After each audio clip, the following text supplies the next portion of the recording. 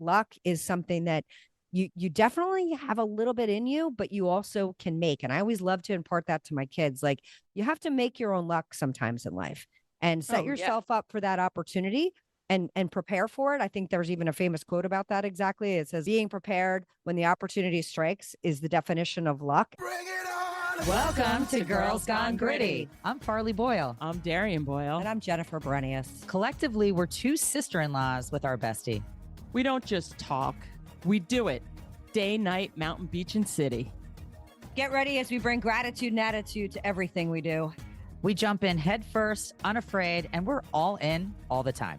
We bring it on and get it on each week, diving deep into authentic, unscripted conversations on just about everything. So let's get gritty. Bring it on! Bring it on! Don't wait until tomorrow. Hi, everyone, and welcome to another episode of Girls Gone Gritty. Always love seeing you ladies, my weekly time with you across the screen. And thank you to all our listeners.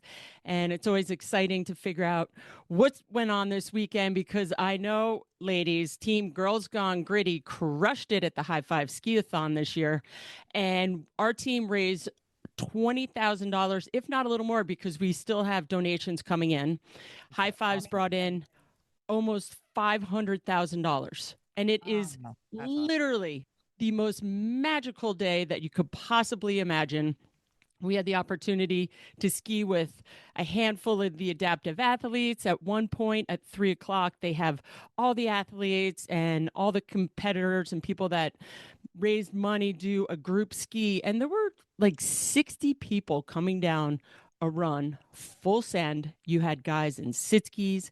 You had people in all different kind of adaptive apparatuses. Kelsey was in her hand paddles. And it's just a day that makes you feel good in your soul because you're giving back. And the cutest thing is that Dee Dee and her girlfriends last weekend said, we want to raise money for High Five. So they made all this jewelry. They made bracelets, earrings, which I'm rocking right now. If you're on YouTube, you can see the earrings that they made. Yeah. And they went around with this big sign and they said, we're selling bracelets. And they actually made almost $200. And they went and they just gave it right to High Fives. And it's just a magical event. This is, how they actually understand philanthropy and giving back. It's like a very cute initiative. Yeah. And it supports people that absolutely have got grit, because if you're getting out on the ski slope with just regular person, you're gritty. And forget the people that have adversity that has been given to them or that has been brought upon them for them to like get out there on the slopes. And how was the weather? Did they get good weather for the event? It was freezing. It was so cold. The snow was as hard as it gets, which was really gritty because look, you're on sleds, you're on skis, you're on not really, some people aren't on two skis. I had one guy who we skied with. He was from Costa Rica. He's an amazing adaptive surfer, and he's just getting his groove skiing, and we were shooting on Thursday. And he has, a half a leg. He's skiing on one leg, sending it, catching air. And you hear their story. I mean, his leg got run over by a train because he was being chased by someone trying to take $2 out of his pocket. You're like, what? So you hear the stories, and it puts you into reality of, oh my gosh, like count your blessings, but to give back. And the most impactful message that someone said to me was, I was talking to the athletes. They said, we just feel so normal on our skis. And it just takes you back and you're like, oh my gosh.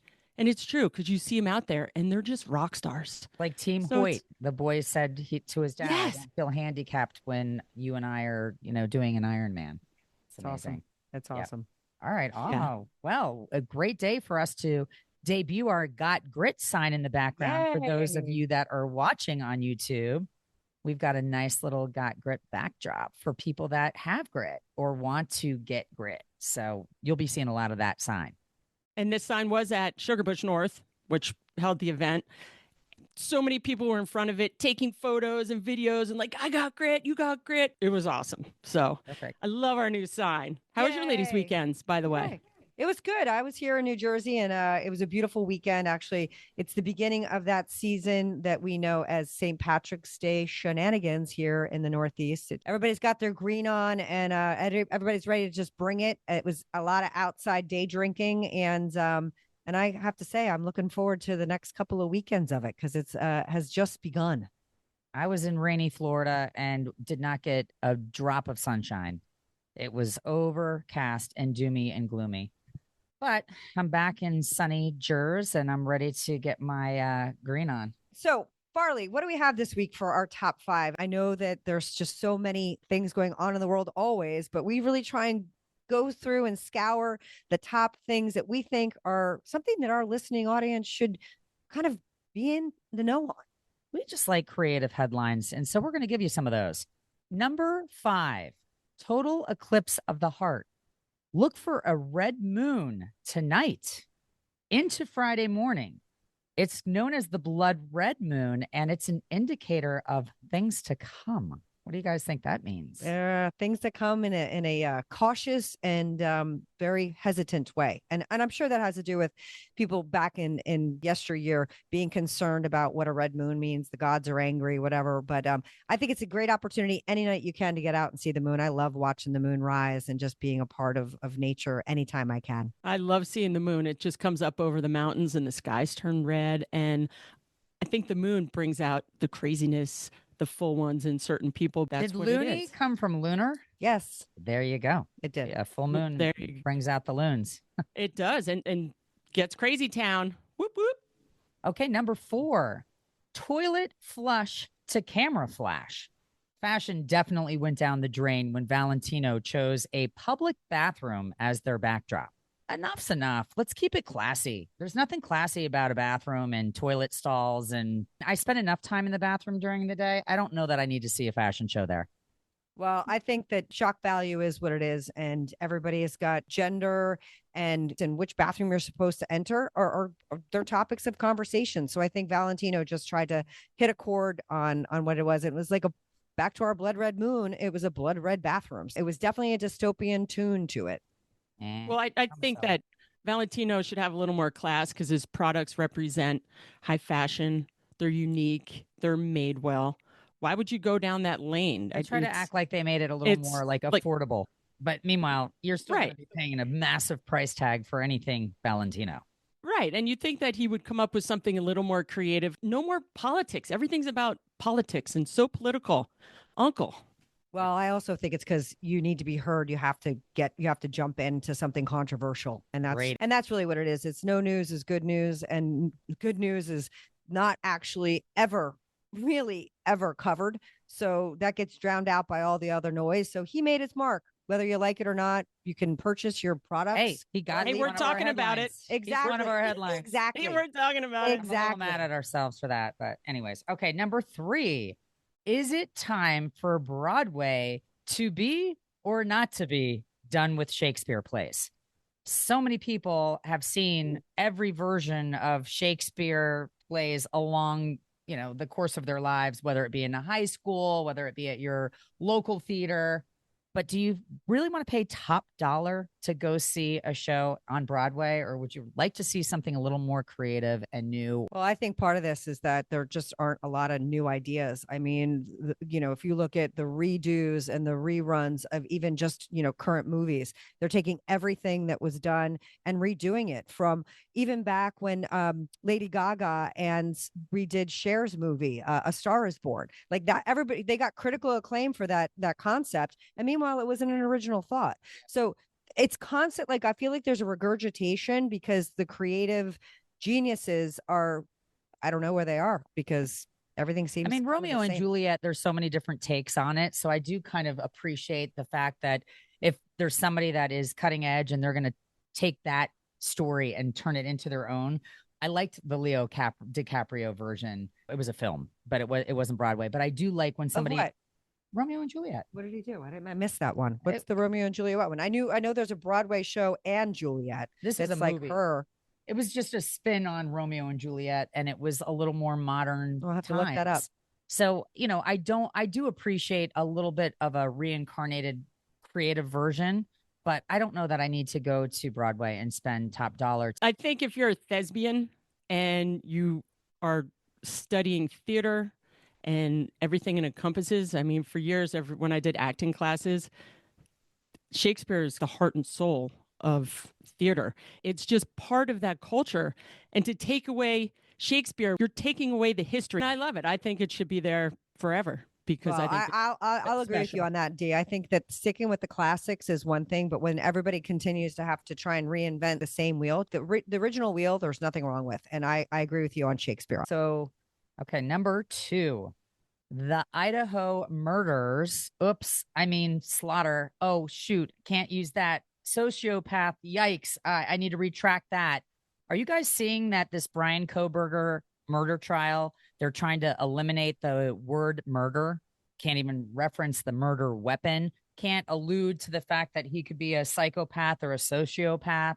They don't even want the crime scene images to be shown, in the typical nature because they're going to be perceived as inflammatory. Why are we trying to protect this person? Well, basis of everything is innocent until proven guilty, which I fundamentally agree with. But when you have to have everything be so vanilla, you're not allowed to use language, then that shackles the system in order to evoke understanding, emotion. Quadruple murder. Emotion. 4 people were slaughtered by knives. It was a murder scene, a grisly murder scene with a murder weapon and a murderer. Now, we don't know exactly who that person is, but you can certainly allude to the fact that there was a murderer that murdered with a murder weapon. Innocent into proven guilty. Yeah. Kind of makes how do you me, even it makes explain me, what no, happened? it makes me sick to my stomach if I was sitting on the other side of the court as my family that just got hacked away and they want to protect this guy. They don't want to taint anybody's view about what this beast has done. And it's just all about allegedly. And it's all allegedly. So you have to give this guy a chance. Let's just and use you the have word to allegedly outwit. over and over again then. Right. So you have to outwit, outsmart, outlitigate. And unfortunately, the pressure goes on to the lawyers. And hopefully they can be smart enough and figure out a way to finagle and eventually get all these photos, the videos. I mean, what were you saying, Far? There wasn't the skin or the DNA under the fingernails of his DNA of one of the victims. 3 DNA from 3 people. That means there's wasn't there. Yeah, but maybe that means there was someone else involved too. So it's the court system it just makes you sick because this guy should go rot in hell, and it's time to gas him.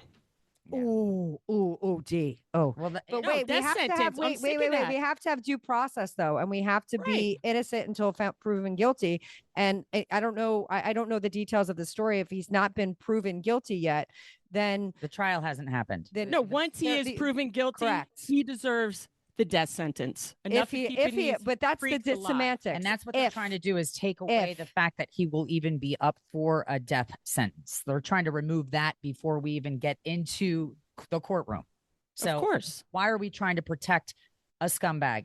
Regardless of whether or not he is officially at this moment proven guilty, I think our legal system has major flaws. And I don't think that we need to tiptoe around when there's substantial evidence that is showing that this person, who might be the only person that they're looking at, I just don't think that we need to be considerate. Well, it's also been going on for a couple of years. This has been since 22. So It's not like this happened yesterday. And they have to be thorough. We have to be very careful the manner in which we handle these kinds of cases because they will change the face of the way everybody else is prosecuted to this point. No, you got to trust the process. Go free, like OJ, okay? And people tamper with evidence and they do things that get dismissed. And that's exactly what we don't need in this case. We need this guy to go down. What do we have for number 1? And Farley, by the way, I love the book that you're reading from. It was one of my favorite Dr. Seuss stories out there. The place, one of my very favorite wedding presents I actually received. Okay, so March Madness. Number this 1. Is really mad, okay? Conference champions that are ineligible for the tournament while still transitioning into D1 programs. Is this a joke? East Texas, A&M, Stonehill, Lemoyne, Lindenwood, Queens, Southern Indiana, Mercyhurst, they're all filing for D1 status. They won their conferences, but filing can take 3 years or 4 seasons. How unfair is that? I think it's a part of the NCAA process, and I think it stinks. If you win a championship, there should be no predication on what your status is in that process. You won. It doesn't matter. To me, it would be like if I was an elite athlete and all of a sudden some unknown came in and beat me. What does it matter? If you beat me fairly and I won, I should be in March Madness. I disagree with that piece of it because March Madness is so iconic and so much fun, and it really can make so many schools be put on the map that if they're moving toward this process, that's a win for everybody. And you can't move towards that process unless you have success. So I know Lindenwood and Queens, they transitioned from D2 because they won the national championship. And so they were good enough to actually make the argument, hey, we belong into a D1 program. And that's where the transition begins. You can't just decide, hey, I'm going to go from D2 or D3 and become a D1 program. You have to have accolades and earn it. So all these schools have earned it. And they're just in that weird transitional state. But how about the athletes? If you signed and you're playing for this program and it's your 4 years of eligibility and you are technically good enough to go to the next level, but now you're trapped in this quagmire. So unfair to the athletes. The other interesting aspect of that is that you're going to your conference championship and going into it as the school that's competing against the school that's working toward their eligibility. They already know that they can go to the next level because they're ineligible. So it doesn't matter who they're playing. I know that if I win or lose, I'm still going to March Madness. That is a tremendous bummer. And I want to know why. I want to know why NCAA. I want to know why it takes you 3 years to figure out if somebody can we move that process along faster?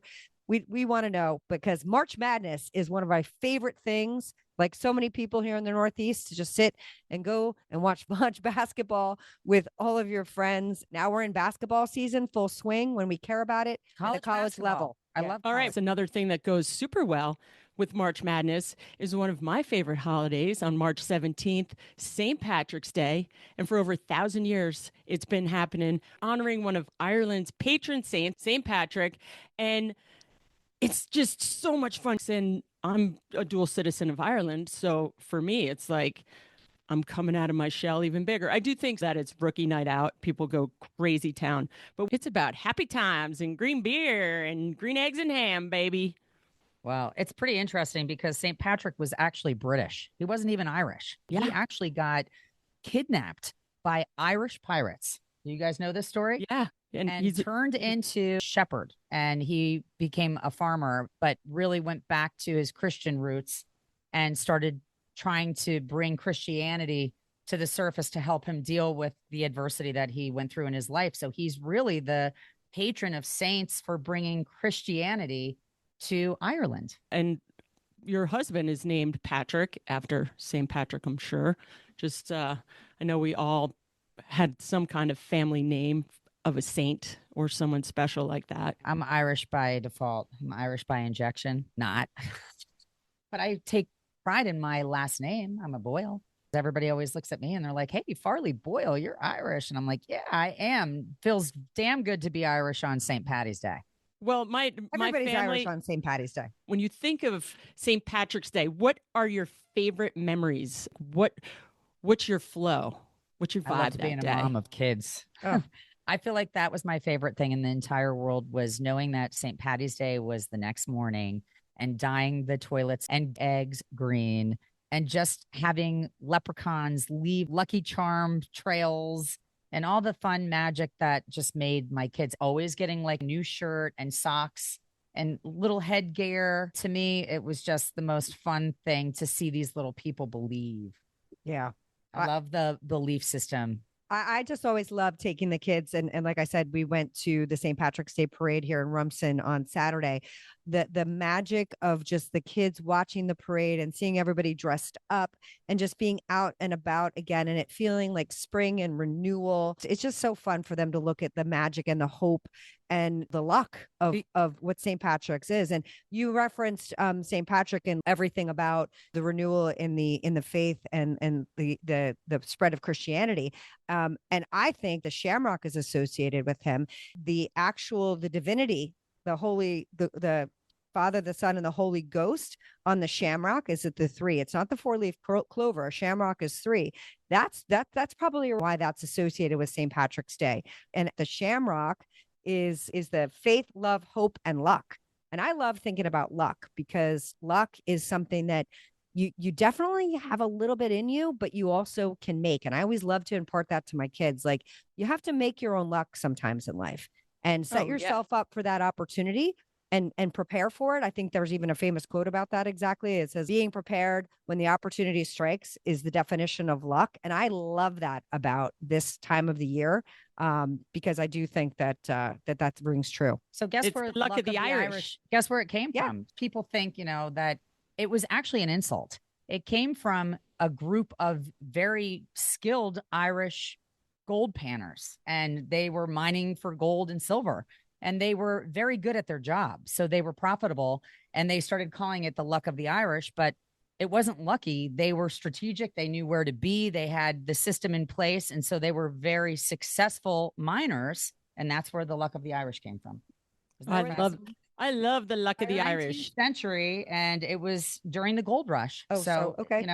And they just said that the phrase was sometimes used in a derogatory way to suggest that luck was the sole reason for the miners' success rather than their intelligence or skill set. I love that. Well, I think of St. Patrick's Day, it's my friend MC's, my late friend whose Cadillac I have, MC, it's his birthday on March 17th, St. Patrick's Day. So we always think about him. Oh, well, when we lived in Tahoe, he had a bungee jumping company called Vertigo Bungee. So we would go to UC Davis, and there was a bridge there. So we get our whole entire crew. We go to the bridge at night because it was illegal, and you'd start bungee jumping. And we would drink Jack and Cokes. We would have like coffee drinks, and you would jump all night. And all of a sudden, a train would come. People would scatter. Now, if you're stuck on the bungee, I think it was like 250 feet down. You have a glow stick as your only light. It was kind of, you held the glow stick, and you'd be upside down, and you kind of pull yourself up, wait for the train to go by, and then they'd all drag you up, and we would jump all night long. And we would do this for years and years. I just always love St. Patrick's Day because it reminds me of those memories and MC, and it's just a special day for me and all my friends in Tahoe. And the luck you survived it. Let's talk about that. Yeah. I mean, that sounds like the day that I don't want to know about as a parent. I'll be honest. No way. It was so fun. You just stand on top of this bridge. To this episode. Oh, no, you'd stand on top of this bridge and just airtime literally into the pitch black. After drinking Jack and Coke. Nothing. Well, you're drinking them all night, so you're fine. But the guys that are running the rope, they may not have been drinking, maybe a little bit, but it's fun. It was such a rush. Just little ones, small. Nothing better than going to New York City and going to Old Town Tavern or whatever your favorite haunt is and having some true Irish food. And there's a lot of myths out there about what is true Irish food and what isn't. So what are your favorite Irish meals? I can tell you, we went back to heritage. My father was born in Scotland, and we have Irish roots. My maiden name is Heaney.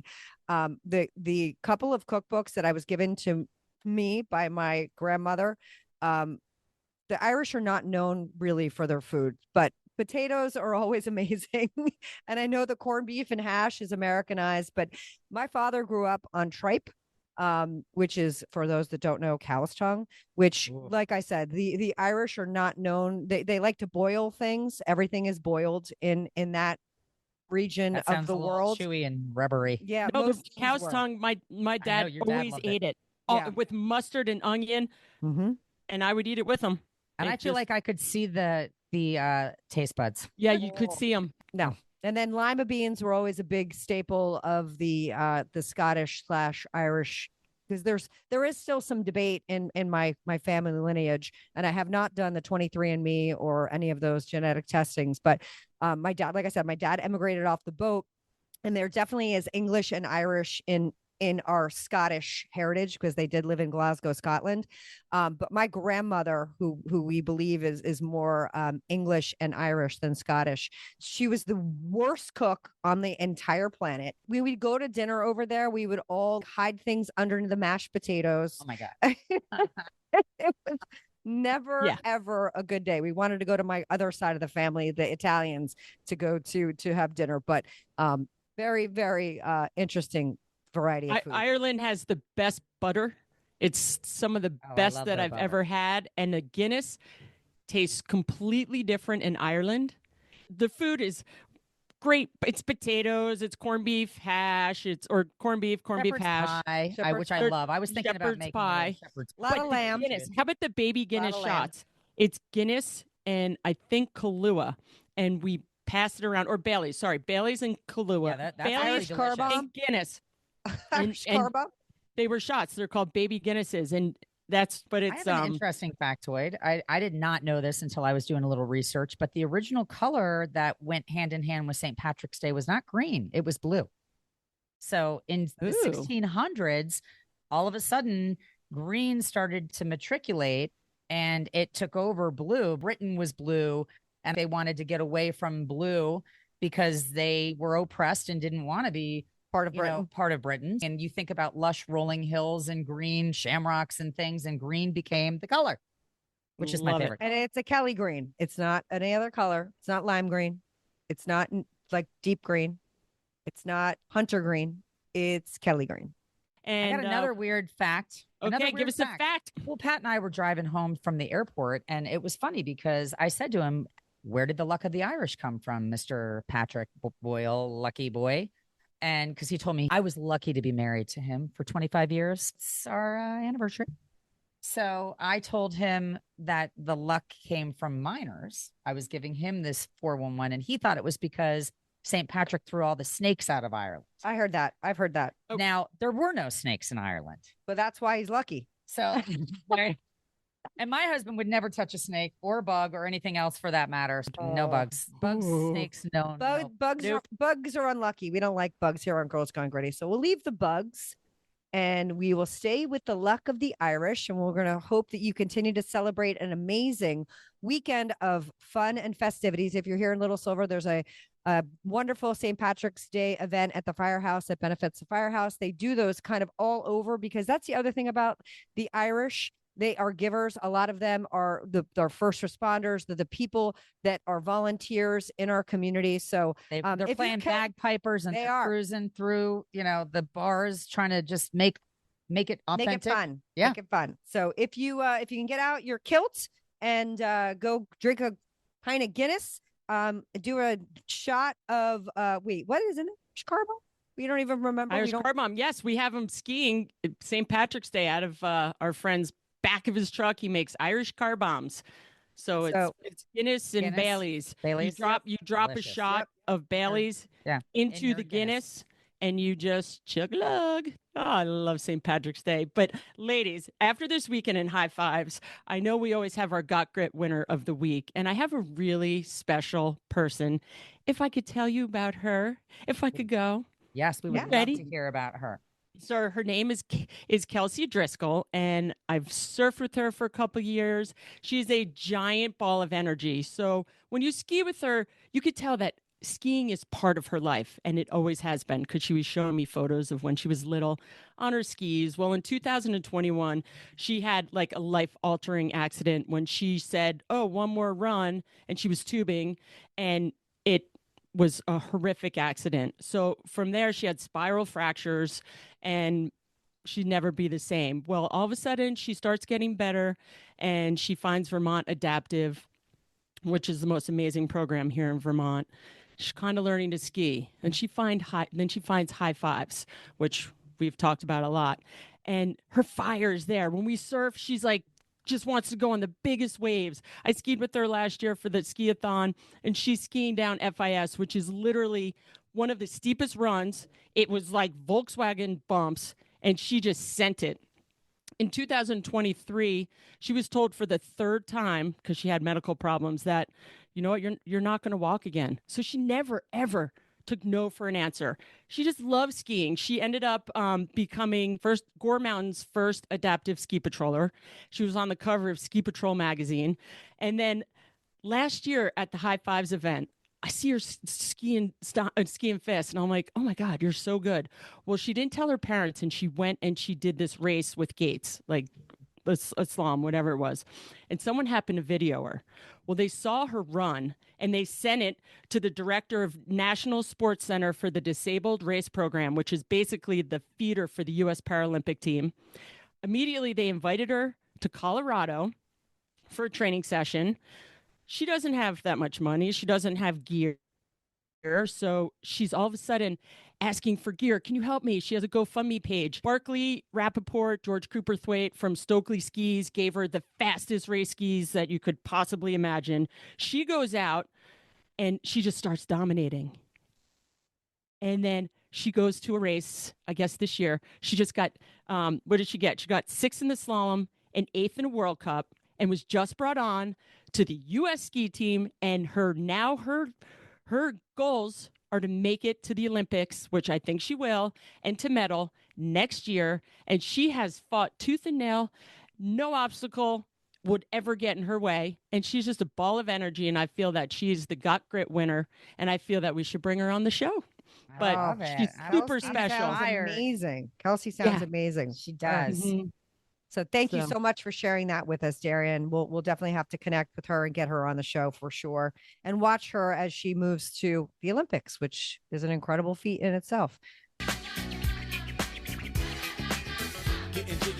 And Darian is bringing us our Got Gritty tune today. And what would that be? Our inspirational tune. I love it. I feel like it's my day. I've been talking a lot today. I love bringing music.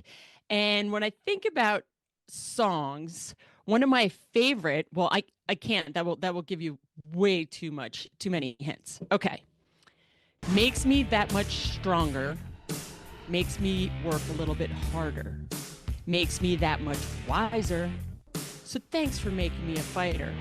Makes me learn a little bit faster, makes my skin a little bit thicker, makes me that much smarter. So thanks for making me a fighter. Now this song is my new walkout song that Jen actually had picked for me. And now it's just the song that I think of whenever I want to get stoked and have a great day. And it is. What did you say? It's my play that when you come out and start commentating and hosting the pond skimming event in Sugarbush.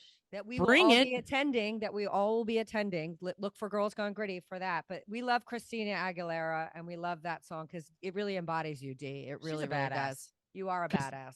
I'm a fighter. You try to knock me down, I'm getting back up on my feet, and I'm going to hit back. I'm going to punch it back.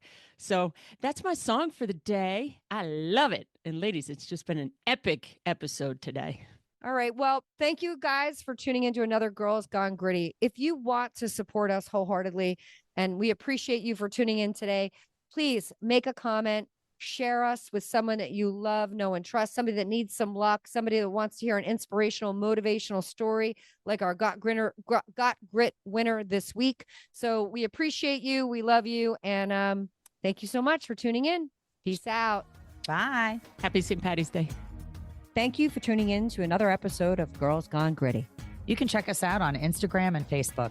If this episode hits home, share it with someone who needs to get gritty. The 3 Gs. We'll see you next week. Peace out.